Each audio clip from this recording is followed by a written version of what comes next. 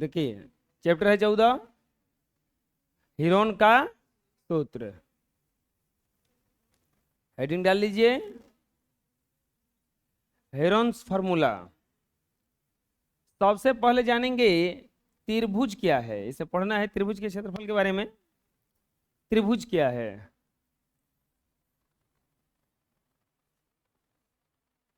त्रिभुज जानने से पहले थोड़ा सा हम लोग दूसरा देखते हैं। सबसे पहले जानते हैं आकृति। आकृति क्या है? शेप। आप लोग पढ़े होंगे केमिस्ट्री में, आकार। जो वस्तु जितना जगह छेदता है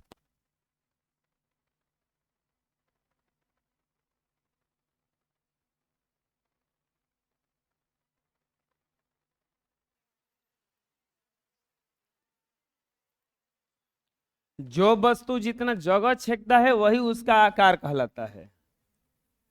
जो वस्तु जितना चुप रहो अब, जगह घेरता है वही उसका आकार कहलाता है। आकार कहलाता है। जो वस्तु जितना जगह घेरता है, छेदता है, वही उसका क्या कहलाता है? आकार कहलाता है। वही उसका क्या कहलाता है? आकार कहलाता है। जैसे अब ये बहुत सारा जगह हो सकता है, जैसे ऐसे कोई घेर दे, कोई ऐसे घेर दे, कोई ऐसे घेर दे, कोई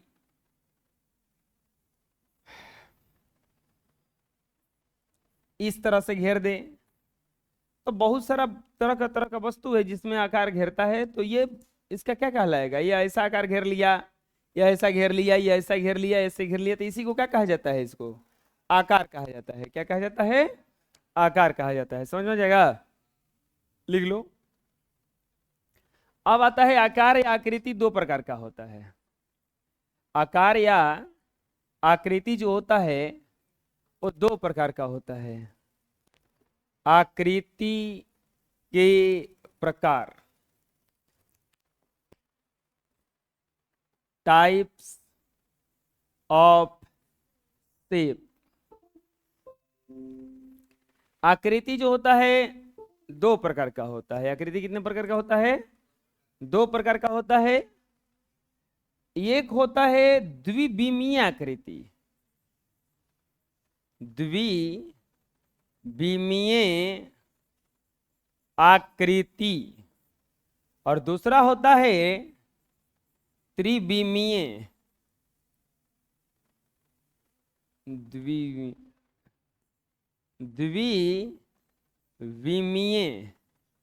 आकृति।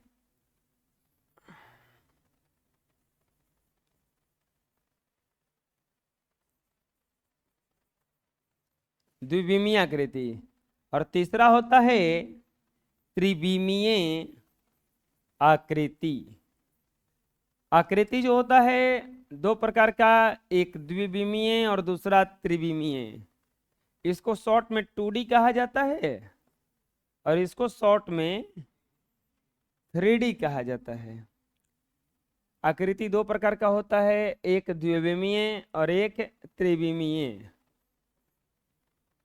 आकृति दो प्रकार का होता है। जैसे पहला में होता है द्विविमीय,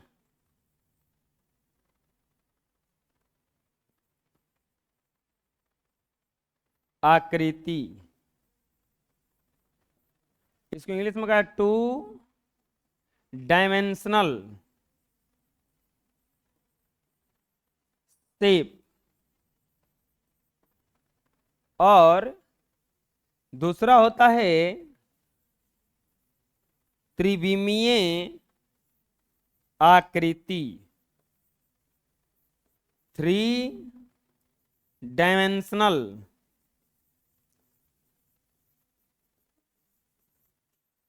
शेप। 3 dimensional shape. इसको 2D कहा जाता है और इसको कहा जाता है 3D। आकृति कितने प्रकार का होता है? दो प्रकार का, द्विविमीय और त्रिविमीय आकृति कितने प्रकार का होता है? दो प्रकार का, द्विविमीय और त्रिविमीय। एगो को 2D कहा जाता है यानी कि 2 डायमेंशनल शेप, और एगो को 3D कहा जाता है यानी कि 3 डायमेंशनल शेप। लिख लो। अब जानेंगे हम लोग कि 2D क्या है, यानी कि द्विविमीय आकृति क्या है, 2D क्या है। कोई कोई आकृति में केवल लंबाई होता है, चौड़ाई होता है, दो ही बीमा रहेगा। जैसे स्टूल में लंबाई चौड़ाई और ऊंचाई तीनों है, इस बेंच में लंबाई भी है, चौड़ाई भी है, लंबाई भी है, चौड़ाई भी है कि कितना चौड़ा है, और ऊंचाई भी है, तीनों है। लेकिन कोई कोई आकृति होता है जिसमें लंबाई चौड़ाई रहेगा, एगो कोनो नहीं रहेगा, तीनों में से एगो गायब रहेगा, तो उसी को कहा जाता है द्विविमीय आकृति। इसका डेफिनेशन होता है कि जिस आकृति का लंबा एक बीमा ज्ञात नहीं रहता है, उसे द्विविमीय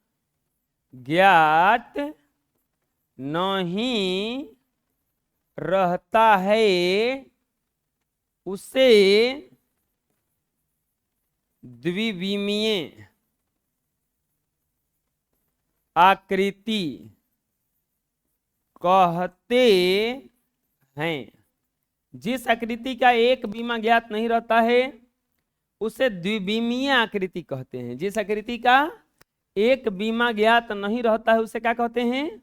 द्विविमीय आकृति कहते हैं। जैसे कि जो आयत हो गया, वर्ग हो गया, वृत्त हो गया, त्रिभुज हो गया,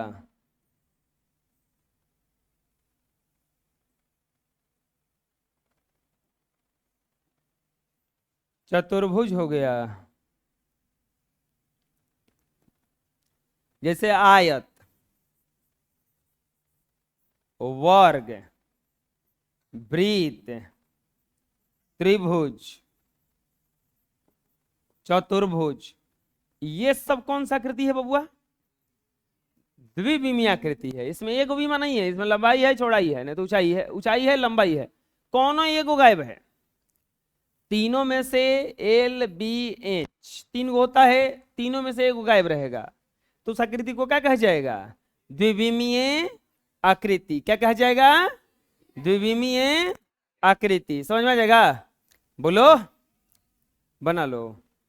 अब आता है त्रिविमीय आकृति। त्रिविमीय आकृति, 3 डायमेंशनल शेप, 3 डायमेंशनल शेप, त्रिविमीय आकृति। ये क्या है?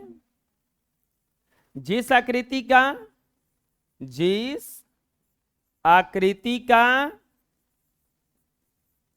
तीनों बीमा ज्ञात रहे, तीनों बीमा ज्ञात रहे, उसे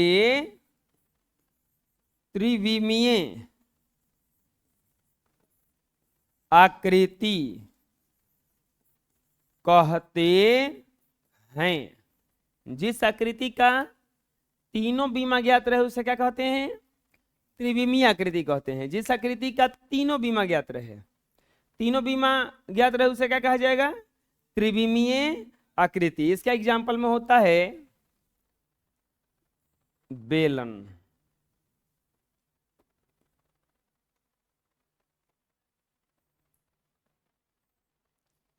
शंकु,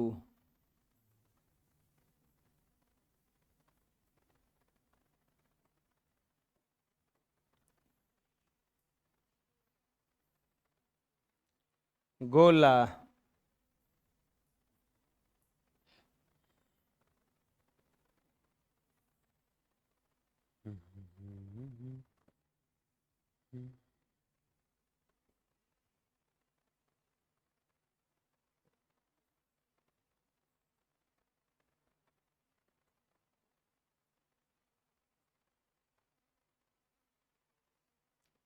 अर्धगोला,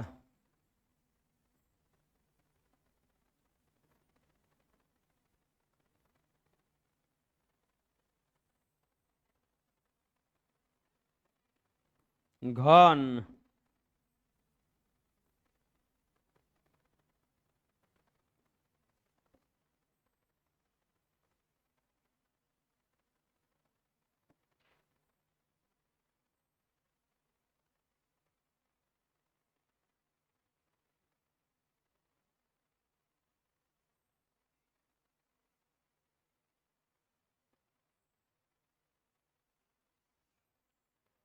घनाभ,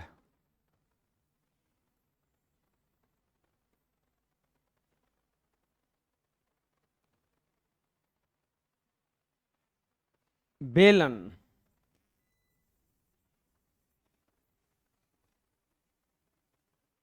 शंकु, गोला, अर्धगोला,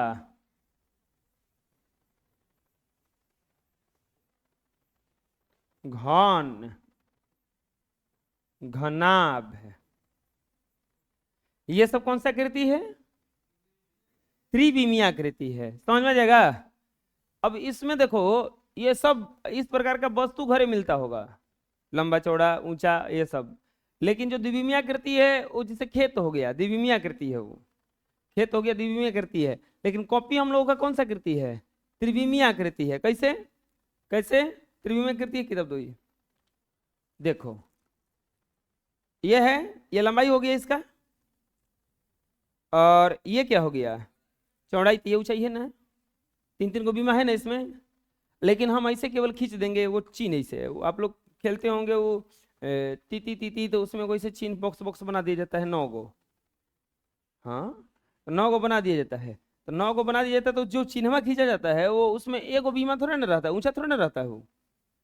तो कौन सा आकृति हुआ वो? द्विविमीय आकृति। समझ में आ जाएगा? बोलो, बना लो। अब इसी आकृति में देखो है त्रिभुज, पढ़ेंगे हम लोग इसी आकृति में। क्या पढ़ेंगे? त्रिभुज। त्रिभुज जो होता है 3 भुजाओं से घिरा हुआ एक क्षेत्रफल होता है। 3 भुजाओं से घिरे क्षेत्र को त्रिभुज कहा जाता है। 3 भुजाओं से घिरे क्षेत्र को क्या कहा जाता है? त्रिभुज कहा जाता है। 3 भुजाओं से घिरे क्षेत्र को क्या कहा जाता है? त्रिभुज कहा जाता है। 3 भुजाओं से घिरे क्षेत्र को त्रिभुज कहा जाता है।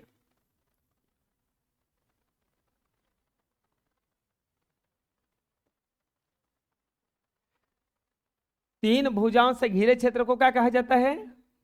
त्रिभुज कहा जाता है। 3 भुजाओं से घिरे क्षेत्र को क्या कहा जाता है?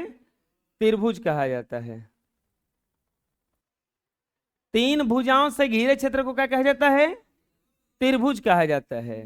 अब बस त्रिभुज समझ लो,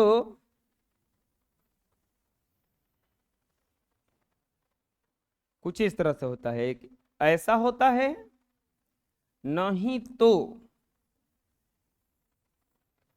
ऐसा होता है, और नहीं तो ऐसा होता है। 3 प्रकार से त्रिभुज हम खींच सकते हैं, 1, 2 और 3। ये क्या है? त्रिभुज है। क्या है ये? त्रिभुज है। बोलो, 3 भुजाओं से घिरे क्षेत्र को त्रिभुज कहा जाता है। 3 भुजाओं से घिरे क्षेत्र को क्या कहा जाता है? लिख लो। अब आता है त्रिभुज का वर्गीकरण। त्रिभुज का वर्गीकरण। त्रिभुज का वर्गीकरण बच्चों 2 आधार पर किया गया है। त्रिभुज का वर्गीकरण 2 आधार पर किया गया है। एक किया गया है भुजा के आधार पर। त्रिभुज का वर्गीकरण 2 आधार पर किया गया है। त्रिभुज का वर्गीकरण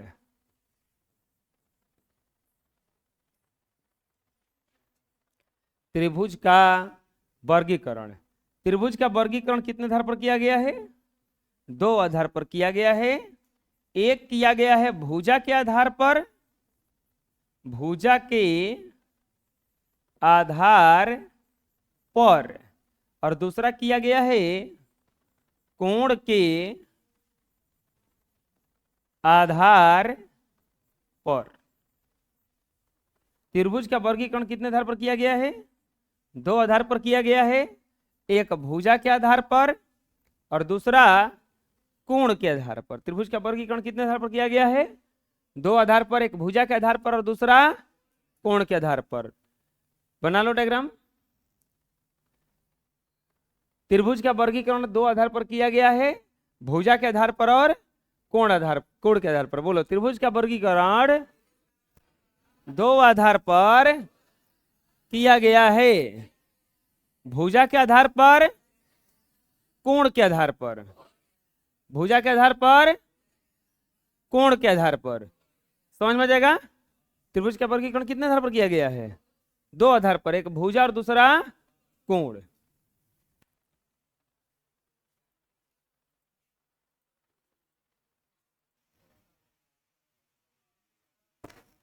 हाँ, त्रिभुज का वर्गीकरण कितने आधार पर किया गया है?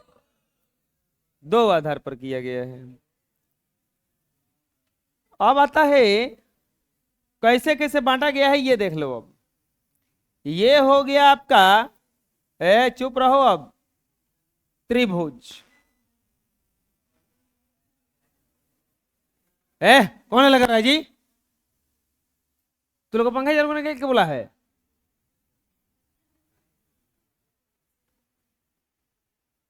बंद नहीं हो रहा तुमसे?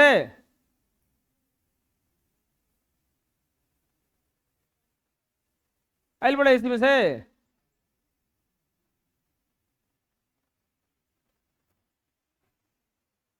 त्रिभुज का वर्गीकरण भुजा के आधार पर, 5 मिनट बैठ नहीं सकते हैं इसे, इनको बहुत मेहनत करना है, बैठना है तो हमारा हिस्सा करेंगे ये।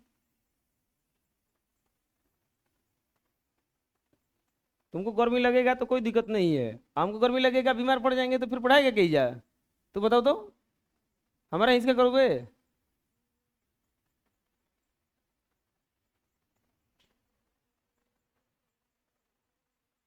भुजा के आधार पर, कोण के आधार पर, भुजा के आधार पर और कोण के आधार पर।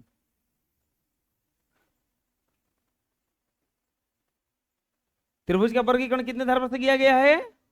दो आधार पर किया गया है।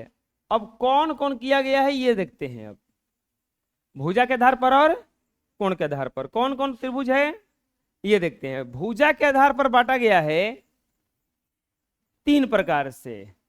सब भुजा बराबर समबाहु त्रिभुज।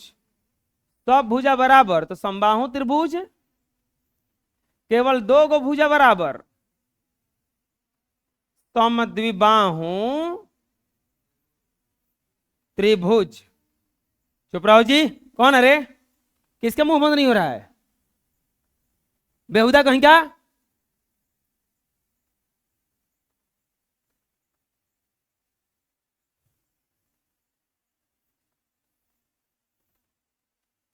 बेहुदे है क्या एकदम? तू वहीं बक बक करो, हम चले जाते हैं जले। ज्यादा बक बक करने का खुजली हुआ तो जाकर भरी करो।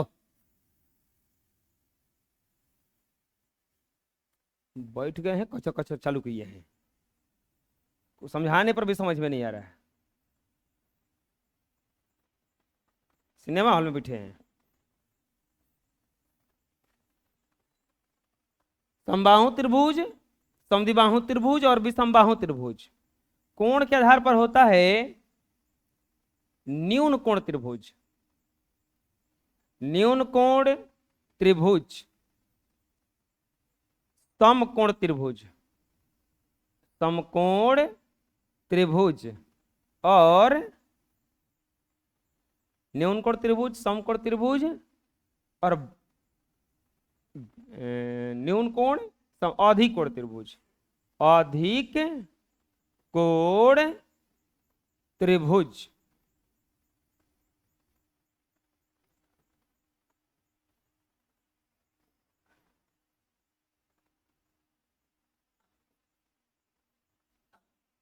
बिना बढ़िया से समझाए समझ में नहीं आता है का? तो बढ़िया से समझाते हैं तब समझ में आता है।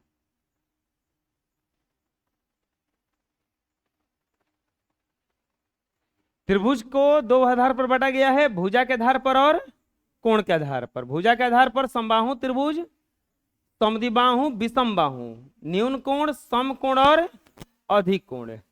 समबाहु, समद्विबाहु और विषम बाहु, न्यून कोण, सम कोण और अधिक कोण। समझ में आ जाएगा क्या क्या है? बोलो, बना लो। अब देखेंगे हम लोग कि समबाहु त्रिभुज क्या है। समबाहु त्रिभुज, समबाहु त्रिभुज क्या है? जिस त्रिभुज का, जिस इन नामों में पता चल रहा है, नामों से पता चल रहा है कि त्रिभुज कैसन होगा। सम माने होता है बराबर, बाहु मतलब भुजा। जिस त्रिभुज का सब भुजवे बराबर हो उसी को कहा जाता है समबाहु। और जिस त्रिभुज का दो गो भुजा बराबर हो उसको कहा जाएगा समद्विबाहु। और जिस त्रिभुज का कोई भी भुजा बराबर ना हो उसको कहा जाएगा विषम बाहु। कोण के आधार पर देखते हैं, जिस त्रिभुज का प्रत्येक कोण 90 डिग्री से छोटा हो, न्यून कोण, कोई एगो कोण त्रिभुज में 90 डिग्री का हो जाए, खाली एगो। सम कोण, अब बोलोगे दो गुना पे कितना हो जाएगा? अरे नहीं, त्रिभुज के तीनों कोणों का योग 180 होता है। 180 में से तीन को मिलकर 180 लिया है, एगो 90 ले लेगा। जब एगो 90 ले लेगा तो अब बाकी बचल कहाँ? 90 तो बचा ही है, 90 को दो को देना है ना, तो दूसरा का 90 हो ही नहीं सकता है। और जिस त्रिभुज का कोई एगो कोण 90 डिग्री से ज्यादा हो जाए तो उसको कहा जाता है अधिक कोण। चलो इसका डेफिनेशन लिख लेते हैं जल्दी जल्दी। जिस त्रिभुज का प्रत्येक भुजा बराबर हो उसे समबाहु,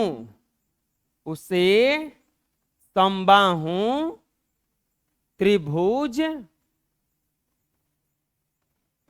कहते हैं। जिस त्रिभुज का प्रत्येक भुजा बराबर हो उसे समबाहु त्रिभुज कहते हैं। जौन त्रिभुज रहेगा और सब भुजवे बराबर रहेगा उसी को कहा जाता है समबाहु त्रिभुज। क्या कहा जाता है उसको? समबाहु त्रिभुज। समबाहु त्रिभुज का कंसेप्ट होता है एक और, समबाहु त्रिभुज के प्रत्येक कोण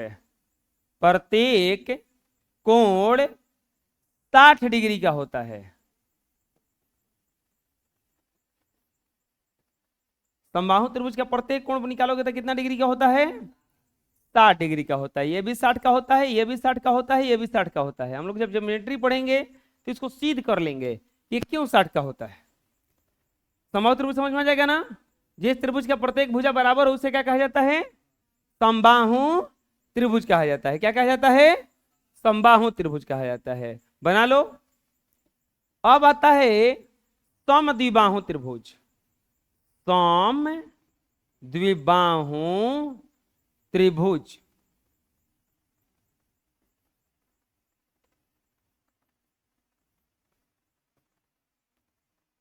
जिस त्रिभुज का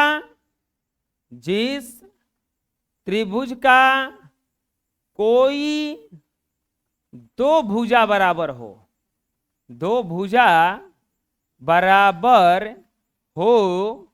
उससे, जिस त्रिभुज का कोई दो भुजा बराबर हो उसे समद्विबाहु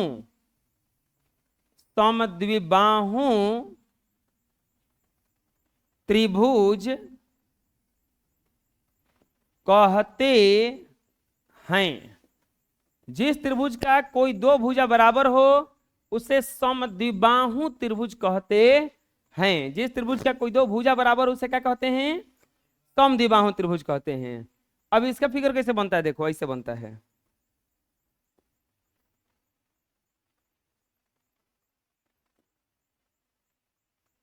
इसमें ये दोनों बराबर है ये बराबर नहीं है, नहीं तो ये कैसे भी बन जाता है।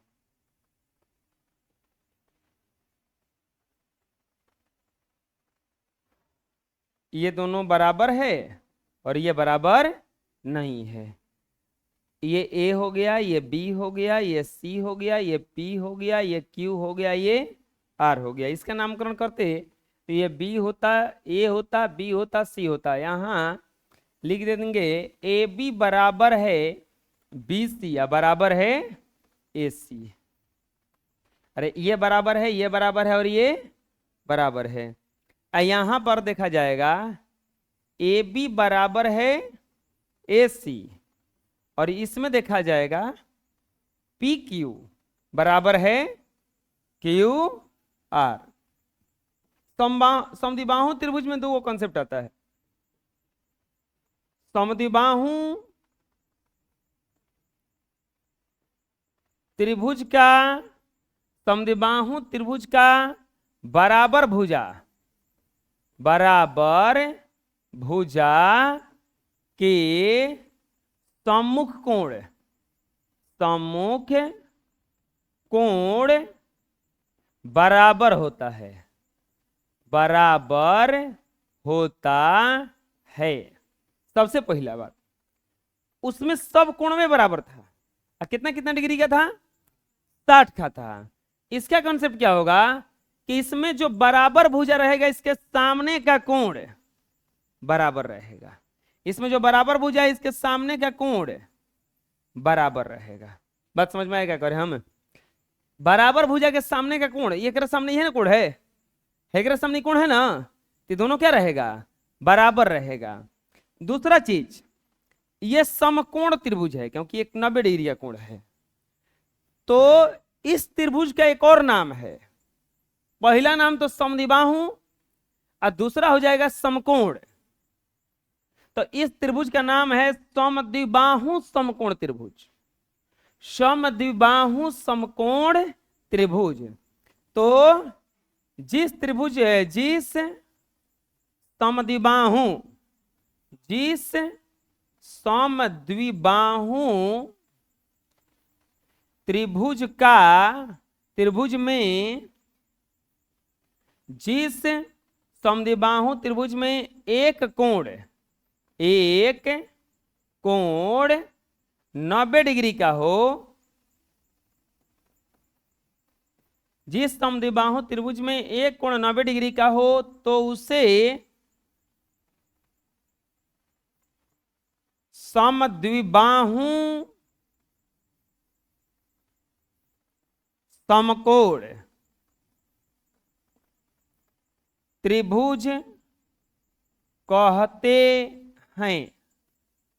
जिस समद्विबाहु त्रिभुज में एक कोण 90 डिग्री का हो उसे समद्विबाहु समकोण त्रिभुज कहते हैं। कौनो एक कोण अगर 90 का हुआ तो उसे कौन सा त्रिभुज कहा जाएगा? समद्विबाहु समकोण त्रिभुज कहा जाएगा। अब अगर बताओ, हम बताए हैं कि ये 90 का हो गया, कितना का हो गया? और त्रिभुज का तीनों कोणों का योग कितना होता है? 180 होता है। त्रिभुज के तीनों कोणों का योग कितना होता है? और ये कितना का हो गया? 90 का। तो ये दोनों मिला के 90 ही ना होगा। दूसरा चीज, ये जब दोनों 90 का हो गया मिला के, दोनों बराबर है, तो कितना कितना का होगा? 45-45 का होगा ना। यानी कि समद्विबाहु समकोण त्रिभुज में बराबर भुजा का सम्मुख कोण, बराबर भुजा का सम्मुख कोण 45 डिग्री का होता है। ध्यान रहे, ये समद्विबाहु समकोण त्रिभुज में खाली लागू होगा, ये नहीं कि कोनो समद्विबाहु में। समद्विबाहु समकोण रहेगा तो उसमें बराबर भुजा का समूह कोण क्या हो जाएगा? 45-45 डिग्री हो जाएगा। समझ में आ जाएगा? अरे बोलो, बना लो। अब आता है विषम बाहु त्रिभुज। विषम बाहु त्रिभुज। जिस त्रिभुज का कोई भी भुजा बराबर न हो उसे विषम बाहु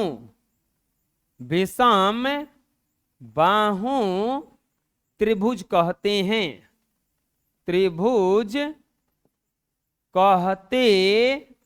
हैं।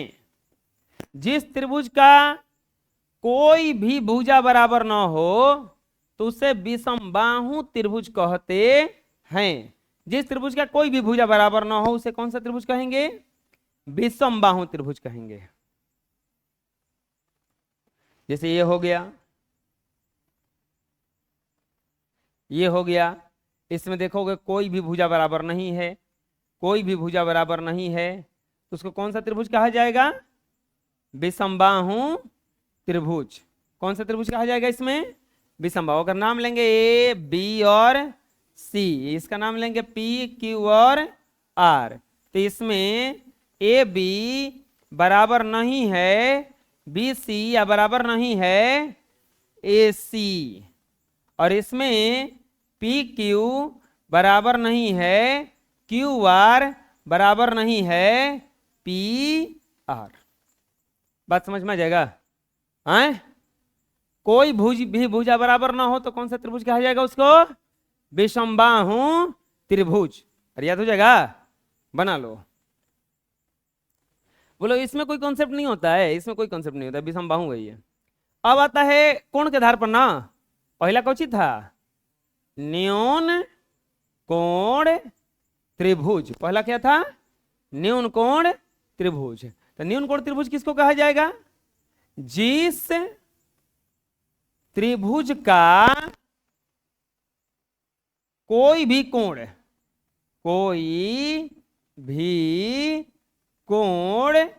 90 डिग्री से, जिस त्रिभुज का सभी कोण 90 डिग्री से कम हो उसे, जिस त्रिभुज का सभी कोण 90 डिग्री से कम हो उसे न्यून कोण त्रिभुज कहते हैं। जिस त्रिभुज का सभी कोण 90 डिग्री से कम हो उसे न्यून कोण त्रिभुज कहते हैं। सब कोण में 90 डिग्री से अधिक कम होगा, कोई भी कोण इसका 90 डिग्री के बराबर नहीं होगा, सब 90 डिग्री से कम होगा। यहां पे नाम देते हैं ए बी और सी। तो यहां पे कोण ए कॉमा कोण बी कॉमा कोण सी लेस देन है 90 डिग्री। लेस देन क्या है? 90 डिग्री। तो कौन सा त्रिभुज कहलाएगा ये? न्यून कोण त्रिभुज। कौन सा त्रिभुज कहलाएगा? न्यून कोण त्रिभुज। आ जाएगा समझ में? बोलो, बना लो। अब आता है समकोण त्रिभुज। समकोण त्रिभुज। समकोण त्रिभुज किसको कहा जाएगा? जिस त्रिभुज का कोई एक कोण 90 डिग्री का हो, जिस त्रिभुज का कोई एक कोण 90 डिग्री का हो उसे समकोण त्रिभुज कहते हैं। समकोण त्रिभुज कहते हैं। जिस त्रिभुज का कोई एक कोण कितना डिग्री का हो जाए? 90 डिग्री का, तो उसी को क्या कहा जाएगा? समकोण त्रिभुज। क्या कहा जाएगा? समकोण त्रिभुज ए बी सी। तो यहां पे देखा जाएगा कोण बी बराबर 90 डिग्री है। कोण बी बराबर क्या है? 90 डिग्री। तो ये कौन सा त्रिभुज हो जाएगा? समकोण त्रिभुज। अब समकोण त्रिभुज का जैसे ही नाम आता है तो कुछ कंसेप्ट इसमें बहुत बढ़िया बढ़िया आता है। क्या? समकोण त्रिभुज में 90 डिग्री के ठीक जो सामने भुजा रहता है उसको कर्ण कहा जाता है। 90 डिग्री के ठीक सामने जो भुजा रहता है उसको क्या कहा जाता है? इन दोनों में से एगो कहलाता है लंब, एगो कहलाता है आधार। समकोण त्रिभुज में, समकोण त्रिभुज में 90 डिग्री का सम्मुख भुजा, 90 डिग्री का सम्मुख भुजा कर्ण कहलाता है, कर्ण कहलाता है। समकोण त्रिभुज में 90 डिग्री के जो सामने भुजा रहता है वो क्या कहलाता है? कर्ण कहलाता है। क्या कहलाता है? कर्ण कहलाता है। दूसरा कॉन्सेप्ट क्या आता है?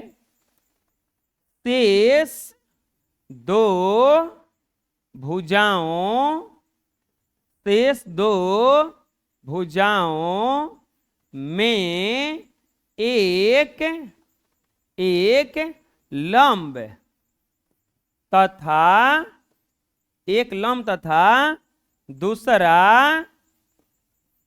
आधार कहलाता है। शेष दो भुजाओं में से एक लंब और दूसरा क्या कहलाता है? आधार कहलाता है। एक लंब कहलाता है और दूसरा क्या कहलाता है? समकोण त्रिभुज में 90 डिग्री के ठीक सामने जो भुजा रहता है क्या कहलाता है? कर्ण। और शेष दो भुजा में से एक लंब कहलाता है और दूसरा क्या कहलाता है? अरे बोलो कस क्या? आधार कहलाता है। क्या कहलाता है? आधा नहीं रे, आधार। कची? रॉ, रॉ लास्ट में बोलो, रॉ बोलो, हाँ रॉ। शेष दो भुजा में से एक लंब कहलाता है, क्या कहलाता है? समकोण त्रिभुज में, समकोण त्रिभुज में पाइथा गोरीय प्रमेय लागू होता है, लागू होता है। एक और कंसेप्ट आता है कि समकोण त्रिभुज में पाइथागोरीय प्रमेय लागू हो जाता है। अब बोलो कि पाइथागोरीय प्रमेय क्या है? तो पहला बार सुन रहे हैं, पहला बार नहीं, 8वां पढ़े होंगे, बना लो, बाद में बताएंगे, अभी कंफ्यूज रहो। समकोण त्रिभुज के बाद में एक और रहता ना,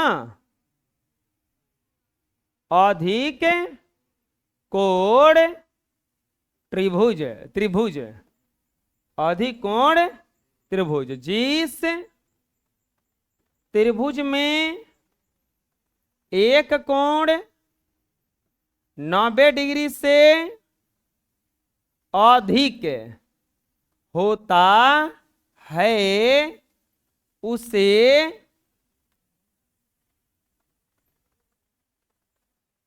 अधिक कोण त्रिभुज कहते हैं। वो खिड़की खोल दो जी। जिस त्रिभुज में एक कोण कितना डिग्री का हो? 90 डिग्री से अधिक हो, उसे क्या कहा जाएगा? अधिक कोण त्रिभुज कहा जाता है। जिस त्रिभुज में एक कोण 90 डिग्री से अधिक हो, उसे क्या कहा जाएगा? अधिक कोण त्रिभुज। आ जाएगा समझ में? बोलो।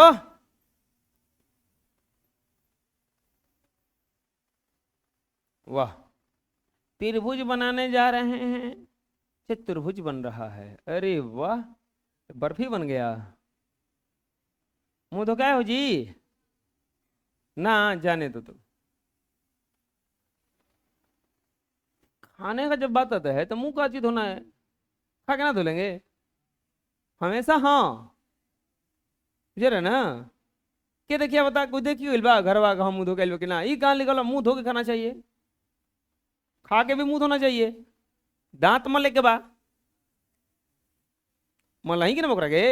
ये लिखल बा पुराण में, ये लिखल बा कोनो पहले मुंह धोल जाला, खाने में आगे, मुंह धोने में पीछे, भले दांत रहे या मार्केट में ढेर दांत मिल रहा है, लगवा नहीं लेंगे जाके? हाँ डॉक्टर लोग इतना बैठा है ना दांत वाला, दांत बनवा लिया जाएगा। खाना नहीं छूटना चाहिए। यहां कोण be greater than 90 degree. Greater than, बात समझ में आ जाएगा?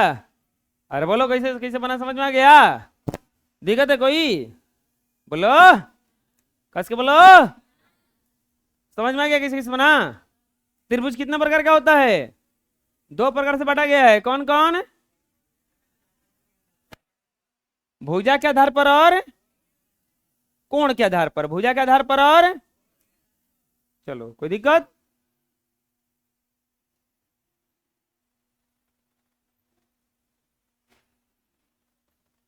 अब आता है इसका महत्वपूर्ण सूत्र।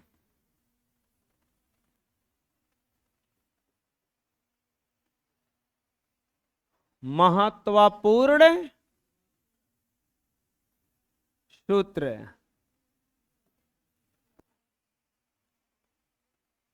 समकोण त्रिभुज का क्षेत्रफल।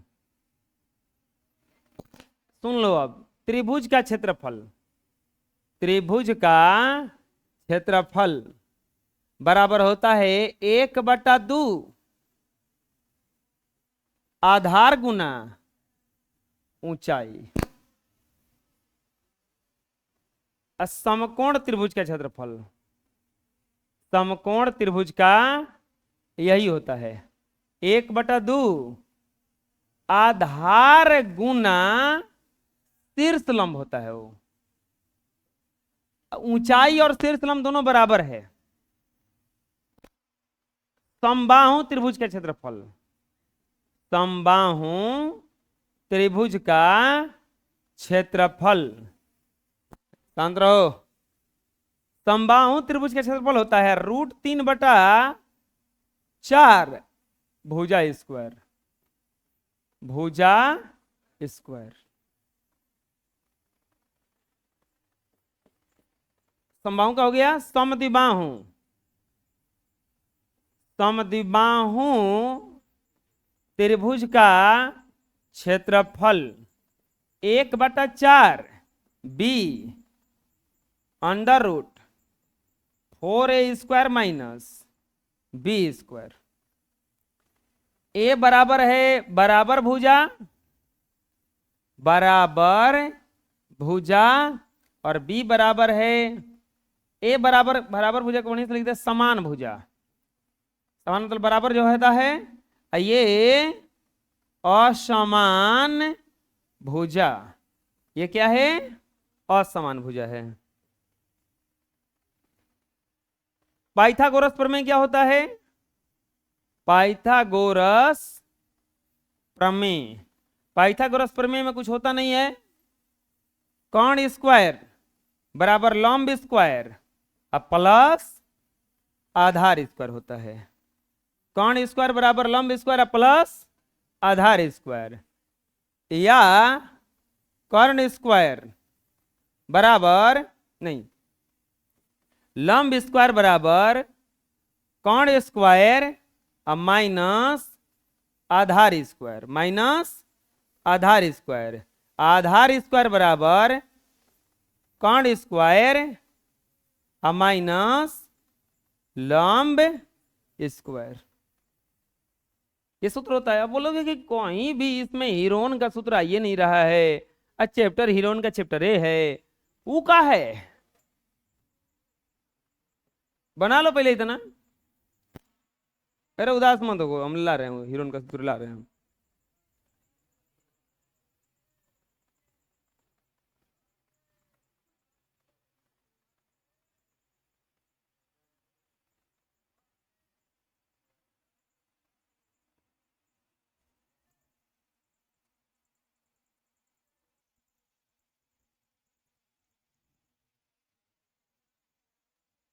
देखो, जब आधार और ऊंचाई मालूम रहे तो त्रिभुज का क्षेत्रफल निकल जाएगा। सब भुजा बराबर रहे तो त्रिभुज का क्षेत्रफल निकल जाएगा। गड़बड़ क्या हुआ कि सब भुजा बराबर नहीं था, भुजा बराबर नहीं था, दो को भुजा एक समान नहीं था, आधार ऊंचाई मालूम नहीं था। तब एगो वैज्ञानिक आए हीरो नाम के, इन्होंने एगो फार्मूला दिया और उस फार्मूला से त्रिभुज का क्षेत्रफल कैसनो त्रिभुज का क्षेत्रफल निकल जाएगा। हीरो किसको कहा जाता है? जो सब काम करता हो, मारता भी हो, दुख भी सहता हो, लास्ट में जीतता भी हो, उसी को कहा जाता है हीरो। हंसाता भी हो। अब वो में कॉमेडियन होता है, कोनो कोनो देखे होंगे टीवी में, वो स्पेशल कॉमेडियन कहलाएगा, जैसे राजपाल यादव, तो एक कॉमेडियन खाली है, वो कॉमेडी खाली करेगा। लेकिन वहीं पे हीरो वही है ना जो सब कुछ में फिट हो जाए। तो हीरोइन का सूत्र इसलिए कहा गया उसको को हर त्रिभुज में क्या कर गया, वो फिट कर गया, तो उसी को कहा जाता है हीरोइन का फॉर्मूला। हीरोइन के सूत्र से त्रिभुज का क्षेत्रफल बराबर 1/2, नहीं, एस इंटू एस माइनस ए, एस माइनस बी और एस माइनस, यही होता है हीरोइन का फॉर्मूला। से त्रिभुज का क्षेत्रफल निकालने का फॉर्मूला होता है ए कॉमा बी। एस बराबर क्या होता है, ए प्लस बी प्लस सी बटा में 2। अब यहां पे देखेंगे क्या है, ए कॉमा बी कॉमा सी बराबर त्रिभुज की भुजाएं, त्रिभुज की भुजाएं, और एस बराबर है अर्ध परिमाप। एस बराबर क्या है, अर्ध परिमाप। एस बराबर क्या है, अर्ध परिमाप। समझ में आ जाएगा। ए बी और सी क्या है, त्रिभुज की भुजाएं हैं। ए बी और सी क्या है, त्रिभुज की भुजाएं हैं। और एस बराबर क्या है, अर्ध परिमाप। एस बराबर क्या है, कोई दिक्कत है, बोलो, कोई दिक्कत है? हाँ, बना लो। ये पूरा फॉर्मूला याद रहेगा।